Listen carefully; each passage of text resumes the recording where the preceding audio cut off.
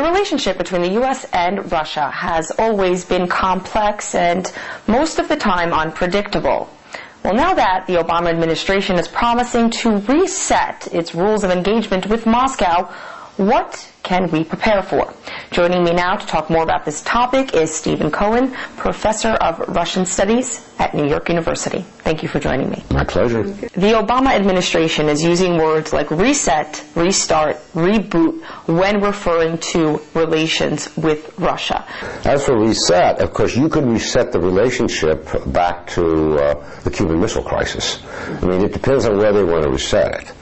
I don't find this a good formulation because I don't believe there's really been, and this is really a very important point, we need some context here, I don't think there's been a good American-Russian relationship since Gorbachev and Bush, the first Bush, left office. It's been downhill from then. There was a lot of pretend. Both sides, particularly Clinton and Yeltsin, pretended we love each other. They pretend to be personal friends, but the relationship was one-sided.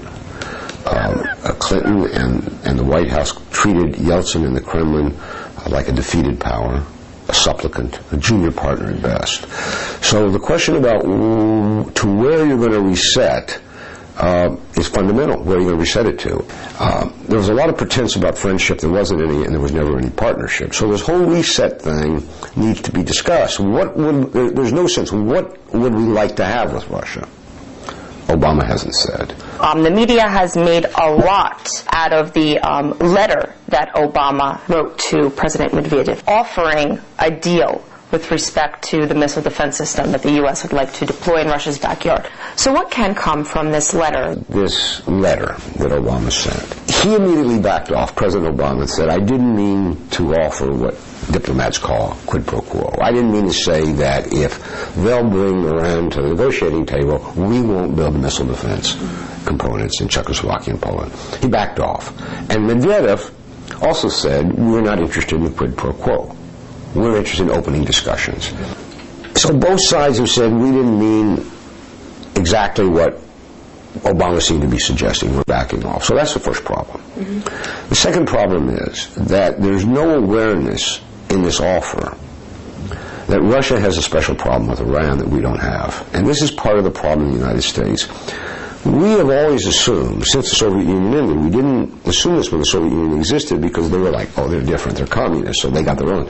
We assumed that post-Soviet Russia would and should think as Washington does about international affairs. Mm-hmm.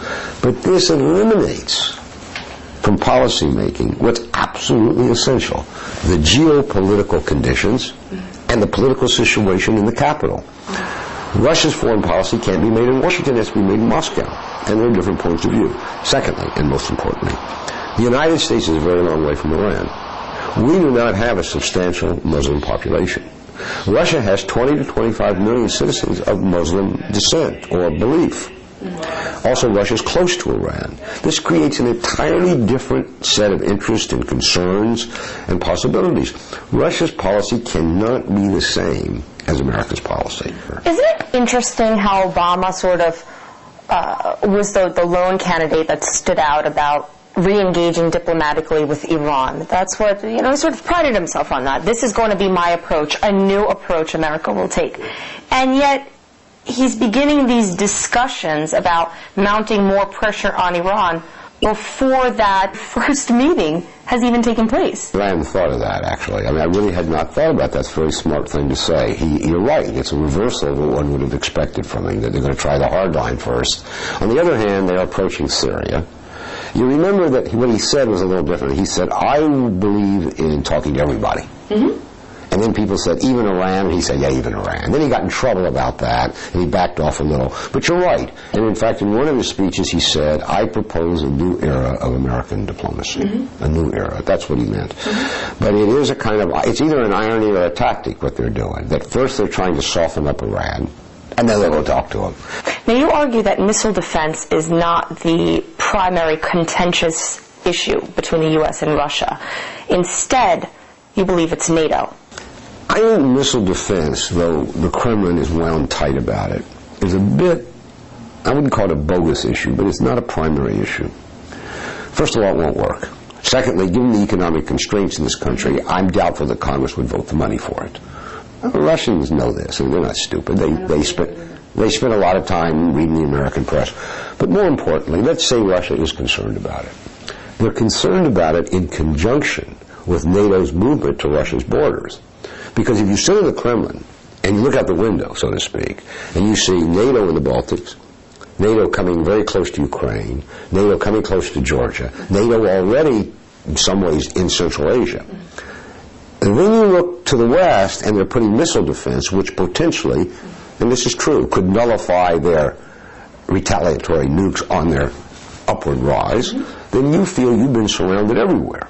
Entrapped. Entrapped, encircled. So I don't think you could discuss missile defense in Poland and Czechoslovakia apart from what is really the key issue in American-Russian relations, the obstacle between what we have and a partnership, and that is NATO expansion to Ukraine and Georgia. That's the bottom line, and there's not a peep in Washington that they're even willing to think about that, except to say, let's go back and get this NATO-Russian Council going again. But it's been a non-starter from the beginning. Now that Obama has made it very clear that Afghanistan is his war, he has taken ownership of it, announcing the escalation of troops, it seems that the U.S. needs Russia in many aspects for this war. How important is their relationship, and how could Russia help the U.S.? Well, the first thing Russia could do, and they have been doing it, they've been sending out veterans of Russia's war in Afghanistan, is to warn Obama that you can't win this war. I mean, Russia said, look what happened to us. And you're doing exactly what we did. You're escalating. As soon as things go badly, you send more troops. That's what they're doing. 30,000 more troops. But obviously at the moment, the main thing that the Obama administration wants from Russia, you know this, everybody knows it, is they want to transport essential equipment across Russia into Afghanistan. So we go across Russia through Central Asia and into Afghanistan. Now, people are saying that the Russians are being dishonest. And on the one hand, they say, we want to help you. And on the other hand, they've influenced Kyrgyzstan to close down the American air base there, which was part of the supply. But it's completely consistent. What they're saying is, Russia's saying, we want to help you, and we will help you, but you go through us, not through Kazakhstan. You deal with us first. We work it out, and then Kyrgyzstan, Kazakhstan, the other countries will help you, because this is our territory. And you're not going to do what you did after 9/11, take our help and then try to kick us out of Central Asia. This is a completely different world. There's something that's not discussed in this country, and it's very important. Russia also wants a say in the post-war outcome in Afghanistan. It's not just that they want the Americans to stabilize Afghanistan. That's what they want. Even though you can't win, you might be able to stabilize the country. That's different. But what happened after 9/11, and we have to remember what they remember, and that wasn't that long ago. Putin, the Kremlin, Russia, did more to help the American war effort in Afghanistan right after the attacks on the United States than any country in the world, more than any NATO country. Let's remember what they did. They gave us their intelligence, which was excellent. They gave us the right to overfly Russia into Afghanistan. And above all, they gave us something called the Northern Alliance, which was an Afghan fighting force that the Russians had created, supplied, trained, and left in Afghanistan. They said to the Americans, here, take this. They'll do a lot of your combat for you. And as a result, they probably saved hundreds of American lives. Putin expected, as a result of that, a real American-Russian friendship. And what did they get? They got kicked out of Afghanistan, politically. Bush announced that the United States was leaving the Anti-Ballistic Missile Treaty, which was the bedrock of Russia's national security. And Bush announced that there would be a second expansion of NATO, now to the former Warsaw Pact countries. In plain language, we betrayed them. We took everything they gave, and what did we give them in return? We gave them this. So now, that's what's on their mind. They don't want to do that again. They are prepared to give, but they want guarantees. They want to control the situation. And so it's more than just the transit routes. Does Washington understand this? Washington may not have a choice at this point. If Obama wants to succeed in Afghanistan, there's no other option. Can the U.S. stabilize Afghanistan without Russia's help and support? No, I'm saying to you that if the people around Obama don't understand what went wrong after 9/11, and that was our fault, and certainly in the view of the Moscow policy class, that you got to do it differently this way. If they don't